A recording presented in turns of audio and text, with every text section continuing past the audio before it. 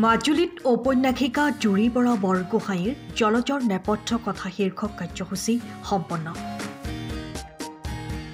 মাজুলীৰ জীয়ৰী ঔপন্যাসিকা জুৰি বৰা বৰগোহাঁইৰ ত্ৰয়োদশ সংখ্যক উপন্যাস জলজৰ নেপথ্য কথা শীৰ্ষক এক কাৰ্যসূচী মাজুলীৰ গড়মূৰ প্ৰেছ ক্লাবত অনুষ্ঠিত হয়।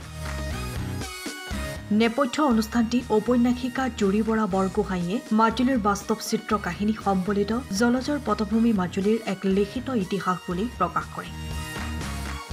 13 বছৰৰ পূৰ্বে লিখা উপন্যাসখনৰ জৰিয়তে মাজুলীৰ প্ৰকৃত ছবিখন তুলি ধৰিবলৈ প্ৰচেষ্টা কৰা বুলি ব্যক্ত কৰিছে লেখিকাগৰাকীয়ে।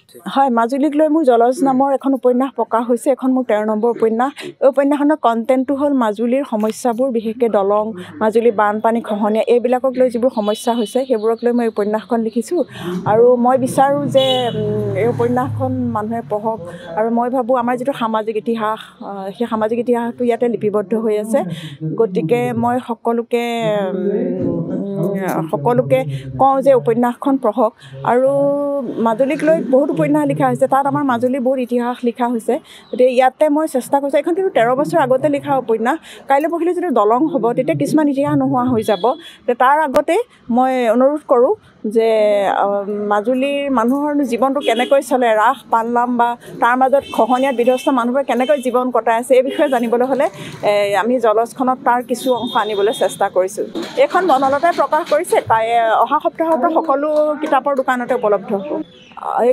এইটোত মানে জলজখন মই আচলতে পাঠকৰ মাজলৈ এৰি দিছোঁ। অনুষ্ঠানত ঔপন্যাসিকাগৰাকীৰ লেখন শৈলী, পটভূমি, কাহিনী নিৰ্বাচন, প্ৰতিবাদী ধাৰা আদি বিভিন্ন দিশ সম্পৰ্কে প্ৰশ্নোত্তৰৰ জৰিয়তে উপস্থিত বিশিষ্ট ব্যক্তি, লেখক লেখিকা, শিক্ষক, ছাত্ৰ ছাত্ৰীৰে মত বিনিময় কৰে। জুৰি বৰা বৰগোহাঁইৰ নেত্ৰী চিঞৰ, সিহঁত, কেমোফ্লেজ, ভোক আদি কেইবাখনো গ্ৰন্থই জনপ্ৰিয়তা লাভ কৰি পাঠকৰ দৃষ্টি আকৰ্ষণ কৰিবলৈ সক্ষম হৈছে। আজিৰে পৰা গ্ৰন্থখন পাঠকৰ মাজলৈ আগবঢ়াই দিয়ে লেখিকাগৰাকীয়ে।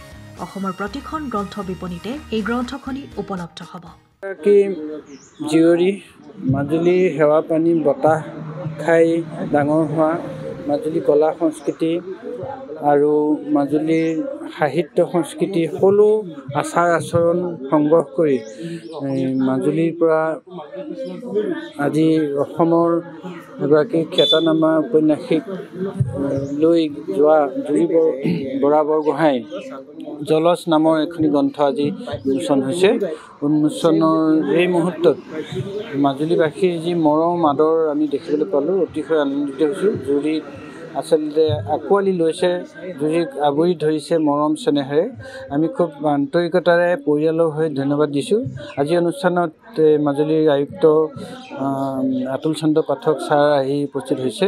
তাৰ লগতে মাজুলীৰ বৰেণ্য যিসকল ব্যক্তি, কবি, সাহিত্যিক সকলোৱে ঢাপলিয়াই আহিছে। আচলতে বহুত দূৰ দূৰণিৰ পৰা জুৰি আচলতে এবাৰ লগ পাবৰ কাৰণে যি আগ্ৰহ প্ৰকাশ কৰিলে, যি স্নেহ প্ৰদৰ্শন কৰিলে, আমি খুব নথৈ আনন্দিত হৈছোঁ।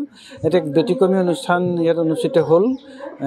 জুৰিৰ আচলতে অন্তৰ্ভাগৰ কথাখিনি, জলজখন যিহেতু মাজুলীৰ ওপৰত মানে উলিয়াইছে এই উপন্যাসখন, এই জলজখনৰ অন্তৰ্ভাগৰ কথাখিনি মুকলি কৰি ক'লে আৰু ৰাইজে তাতে সহযোগ কৰি বক্তব্য ৰাখিছে। আমি আশা ৰাখিছোঁ জলজখন অন্যান্য উপন্যাসসমূহৰ দৰেই জলজখন আচলতে ৰাইজে আদৰি ল'ব। অসমত এটা বেলেগ ধৰণৰ তেওঁ স্থান অধিকাৰ কৰিছে আৰু ভাবিছোঁ অকল উপন্যাসৰ যোগেদিয়েই তেওঁ ৰাজনৈতিক ক্ষেত্ৰখনৰ মানুহক সমালোচনা কৰাৰ পৰা ধৰি বা বিভিন্ন ধৰণৰ সামাজিক ব্যৱস্থাৱলীবিলাকৰ যিটো আজিৰ সময়ছোৱাত চলি থকা সমাজৰ যিবিলাক ব্যৱস্থাৱলী, এই ব্যৱস্থাৱলীবিলাকৰ ওচৰত সুন্দৰ প্ৰতিবাদ কৰিব পাৰিছে।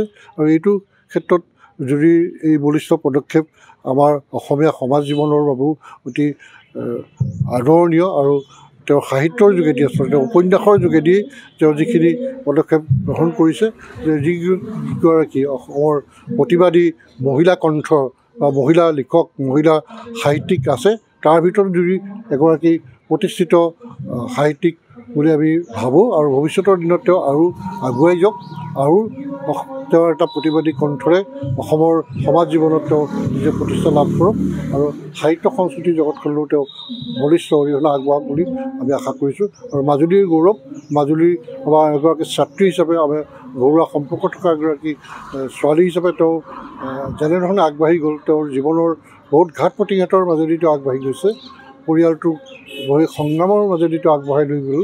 আৰু গতিকে মই তেওঁলৈ মোৰ অফুৰন্ত শুভকামনা যাচিছোঁ যাতে তেওঁ আৰু আগবাঢ়ি যাওক। Bureau report, time of Assam. সময়ৰ খবৰ সময়ত পাবলৈ ফ'ল' কৰক টাইম অফ আছাম।